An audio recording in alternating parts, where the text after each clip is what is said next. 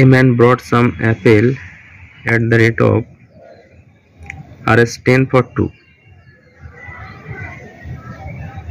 and sold them at the rate of Rs 18 for 3. Calculate the profit percentage. মানে একজন লোক কি করেছে না আপেল কিনেছে 10 টাকায় দুটি এবং বিক্রি করার সময় 18 টাকায় তিনটি। তো এর শতকরা লাভ কত হবে? এখানে অপশন দেওয়া আছে 25%, 22%, 20%, 26%। তাহলে দুটোর দাম যদি 10 টাকা হয় তাহলে একটার দাম কত? 10কে 2 দিয়ে ভাগ করে দেবো, তাহলে কত হবে না 5। কেনার সময় একটার দাম ছিল কত? 5। আর বিক্রি করার সময় কত না তিনটার দাম 18 টাকা। তো 18কে 3 দিয়ে ভাগ করলে 3 6 18। বিক্রি করার সময় কত টাকা না 6 টাকা।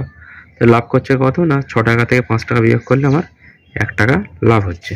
ঠিক আছে, তাহলে আমাদের শতকরা লাভের সূত্র হচ্ছে লাভ বাই ক্রয় মূল্য গুণ 100। এটা পার্সেন্টেজ, এত তার প্রফিট হবে, লাভ হবে। ঠিক আছে, তো 5 দিয়ে কাটলে এখানে 5 দুগুণে 10 শূন্য, তাহলে 20% তার লাভ হয়ে যাচ্ছে। অপশান সিটা আমাদের ঠিক হচ্ছে। তাহলে আমরা অঙ্কটা কীভাবে করলাম? দুটো আপেলের দাম 10 টাকা কেনার সময়, তাহলে কেনার সময় একটা আপেলের দাম কত না 5 টাকা। বেচার সময় 3টে আপেলের দাম কত না 18 টাকা। তাহলে একটা আপেলের বিক্রয় মূল্য কত না 18কে 3 দিয়ে ভাগ করে 6 টাকা। তো লাভ হচ্ছে কত না 6 থেকে 5 বিয়োগ করে দেবো।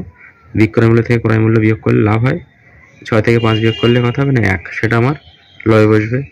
আর যে টাকায় কিনেছিলাম 5, সেটা আমার হরে বসবে গুণ 100 দিলে, এটা আমি পার্সেন্টেজ দিলে সেটা আমার লাভটা বাড়িয়ে যাবে। তাহলে এখানে আমাদের সি অপশনটা ঠিক হচ্ছে।